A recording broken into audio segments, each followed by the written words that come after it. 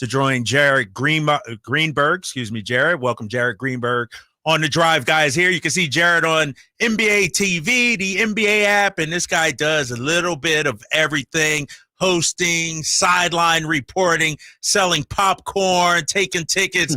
Jared, thanks for jumping on with us, man. How you doing today?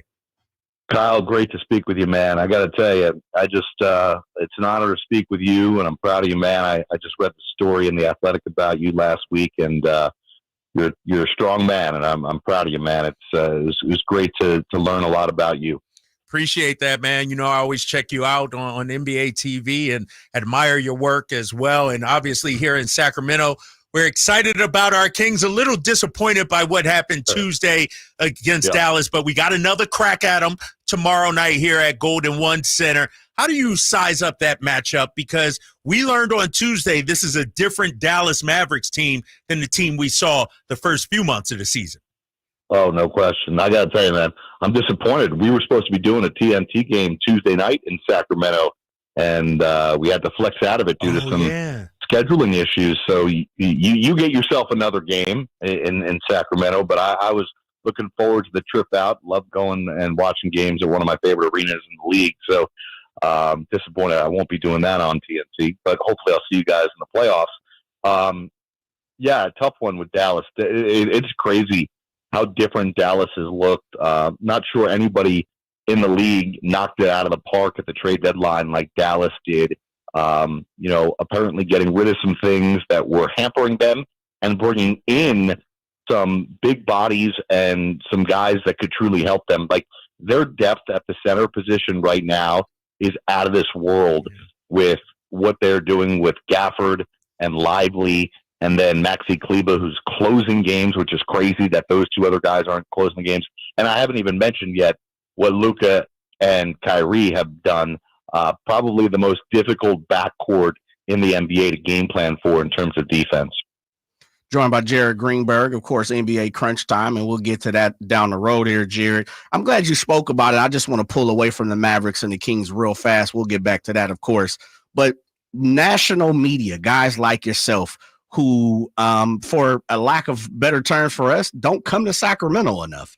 That's one of our things here on this show with Drapes and the Drive guys about national media coming to Sacramento, but also having a narrative to paint when they have to do their job. Speak to, the national pundits, and it sounds like you like coming to the G1C and the differences between that right now. My goodness, I love it. I was there a bunch last year, regular season, and then my TNT crew had that Sacramento game against Golden State where Draymond, stomped on Domantas Sabonis. So, listen, I think it's, first of all, before we even get into the arena, I just love the setup outside the arena. I love selfishly, and Draper, you can relate to this as much as you have to travel and do stuff. The fact that I get to stay in a hotel and I can either walk outside or, there's a little secret passage that I don't know if a lot of people know about. I don't even have to go outside. It's the most convenient setup in the NBA. And then you get in the arena. The arena is gorgeous. And the fans, listen, and this goes back to Arco days, right? And I'm so happy that I never got to cover any games at Arco, but heard stories. Used to work with Chris Webber, so he's told me all about those days. But a lot of times when teams build new arenas, either the fans or the vibe doesn't transfer. It transfers, man, at Golden One. It is sensational. And those playoff games were some of the loudest postseason games I was at all of last season. So I can't speak for anybody else, my man, but I love going to Sacramento. The clip that right there, Jay. We got to keep playing that, no doubt about it. Jared, let's talk about my Sacramento Kings, man. And, it's been a roller coaster season. We've had some bad losses. Bad losses, dude. Detroit, when they were the worst team in the league. We just lost to Washington. They were the worst team in the league. How would you view the second year under Mike Brown and the journey and the path that this Kings franchise is on right now? Well, go back to training camp. Like, Mike Brown called all this. He recognized the hardest leap in the NBA is not going from mediocre to good, but going from good to great, and sustaining that level of greatness and playing consistently well with a target on your back. What the Kings did last year, ending the playoff drought, people thought that was the hard part. No, the hard part is now. And the Kings are going through it because last year, everybody played out. First of all, last year, everybody was healthy. The Kings were literally the healthiest team in the NBA last year. And that was fortunate. It helped them out. This year and last year, everybody played out of their mind. Everybody was having the best year of their careers. Now, to go from that to better while the rest of the West is getting better, you've got to ask guys to, again, have career years and stay healthy. You guys have had some injuries along the way. Obviously, this Kevin Huerter news is not good. And then you have teams understanding how to play you better because they're taking you more seriously. And let's not forget, too, like the rest of the West has gotten so much more competitive and so much younger that I just think that the Kings are going through kind of what the Atlanta Hawks went through a couple of years ago when they went to the Eastern Conference Finals, stunned the world, and then struggled to make the postseason the next year because guys sometimes get overconfident and just think it's going to come easy, and it doesn't come easy. Jared, speaking of the Western Conference, if you sit down and take a bird's eye view of the standings right now, the Kings haven't played the Pelicans well at all. They've gotten smoked every single time they've played them this year. I don't know, what you want to see when you play Phoenix because you have Kevin Durant and D Book. I'm not sure what the Clippers are right now. Seems like they're limping to the finish line. And for your best guess in your mind, who would you like to see the Kings pair up if they were to make it in the top 8?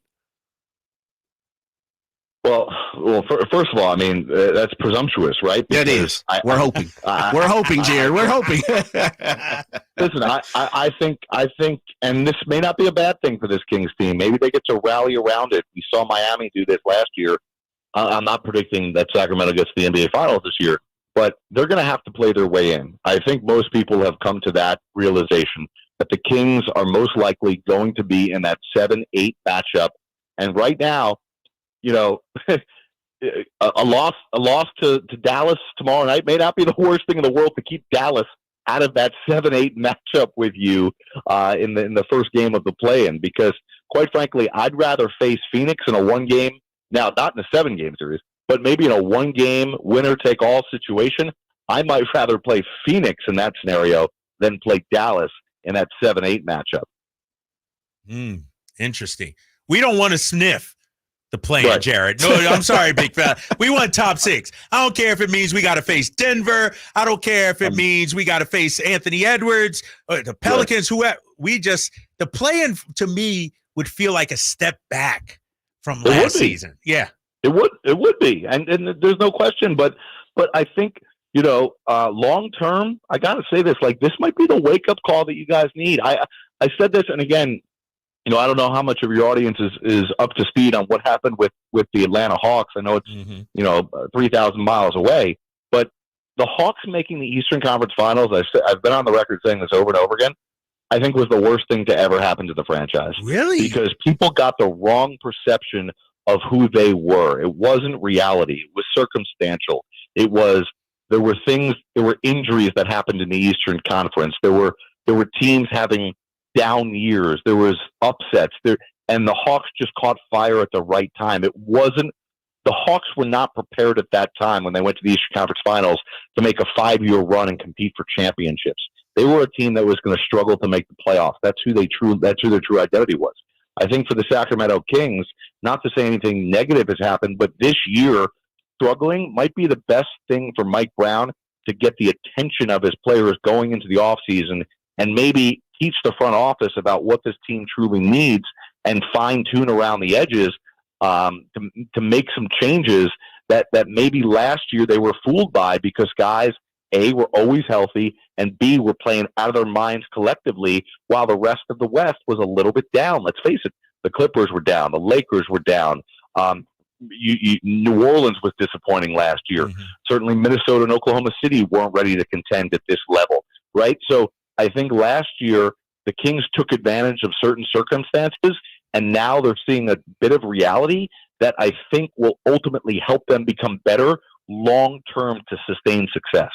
Joined by Jared Greenberg of NBA on TNT NBA TV. And, of course, you can catch Jared on NBA Crunch Time for free, Drapes. What? No money on NBA app tomorrow, Friday at 5:30 Pacific time, our time, and of course Sunday at 4:30. Jared, I can't ask you this because I know you have a vote for NBA awards, but I know we're pushing here in Sacramento for Malik Monk.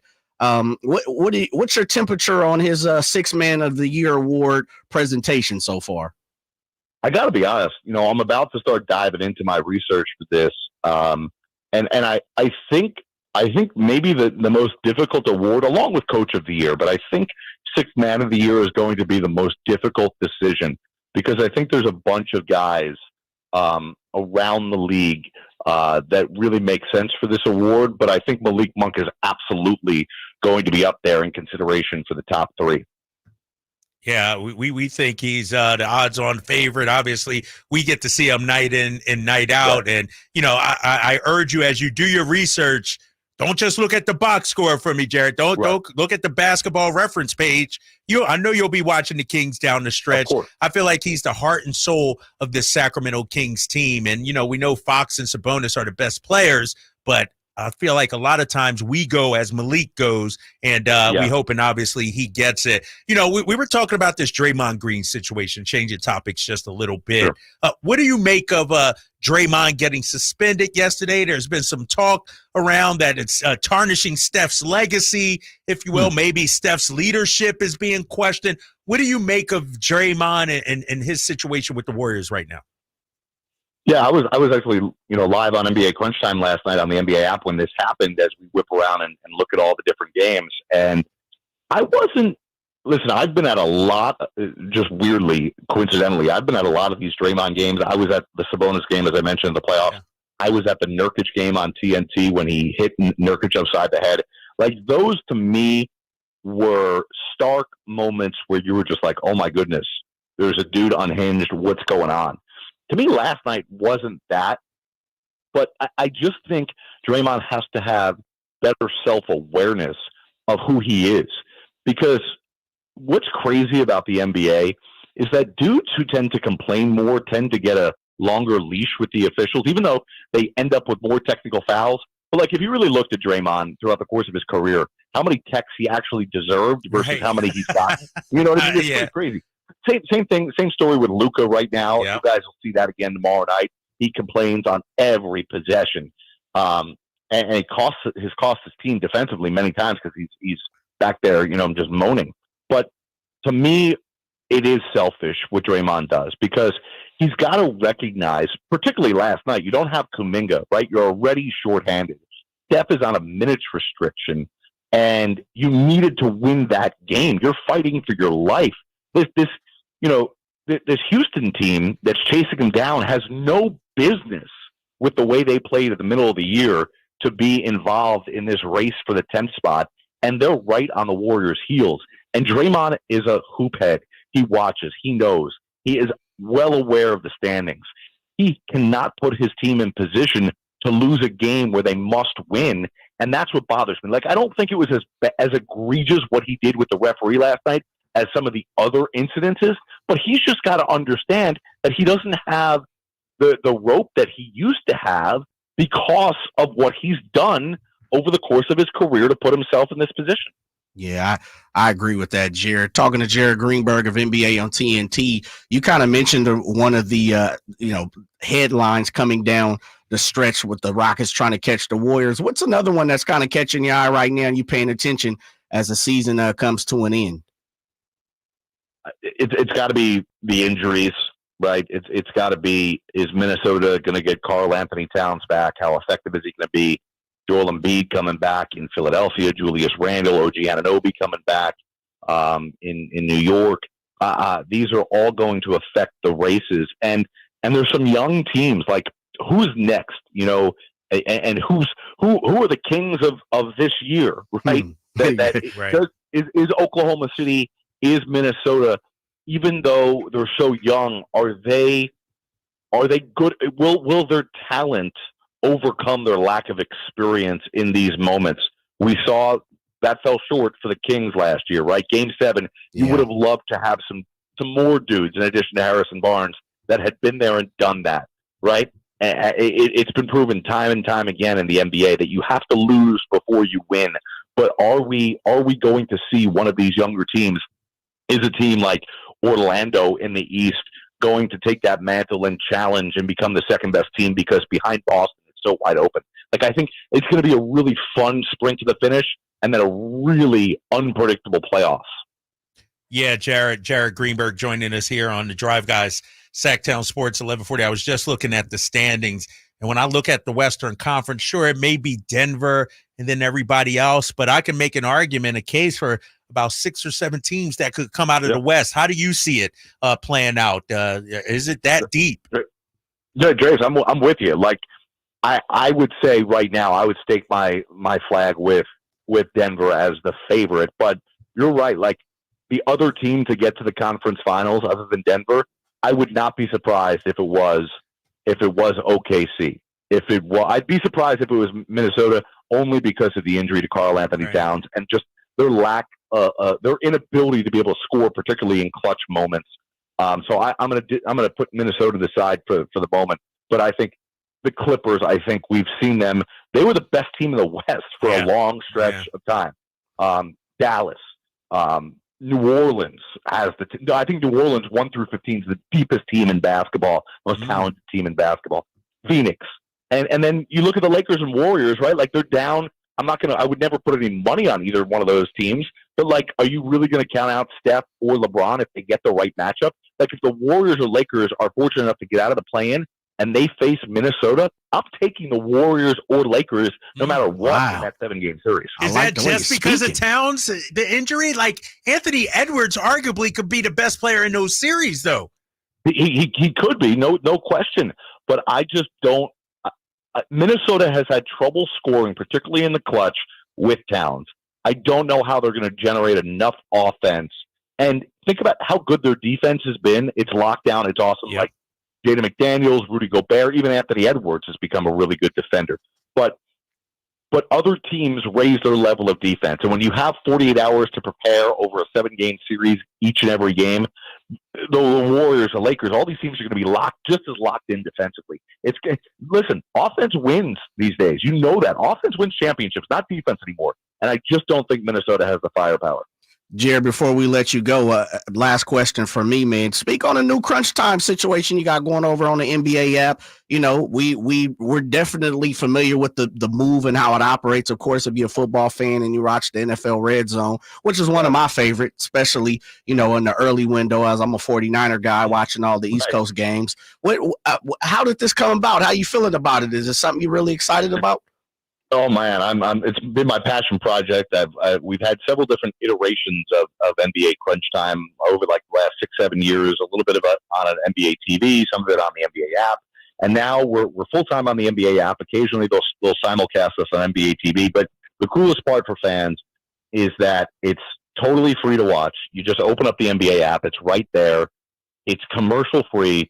We're fast paced, and no matter what type of basketball or sports fan you are, if you're betting on the games, I'm giving you the gambling lines. If you want to see all the games at once, I'm taking you to all those big moments as they're happening. We're going through the biggest moments, where statistical achievements. You know, when the Hawks come back from 30 the other night against Boston, we're all over that. And if you want to watch, you know, if you're hanging with your significant other and they want to be watching a movie on the big screen, open up your phone, take out your tablet, and sneak a peek at us while you're pretending to watch that movie and pretending like you care, and watch Crunch Time on the NBA app. Great stuff, as always, Jared Greenberg. Once again, it's the NBA Crunch Time show, as Jared takes you to the biggest moments of the night, as they only happen live on NBA's only whip around show. You can watch NBA Crunch Time for free on the NBA app tomorrow at 5:30 Pacific and Sunday at 4:30. Jared, hope to see you soon at a Kings game, man. Thanks for jumping on. Can't wait. Hopefully I'm out there in the playoffs. Appreciate you guys for having me out. All right, Jared Greenberg of TNT, NBA TV, NBA.com, and, of course, NBA Crunch Time, joining the Drive Guys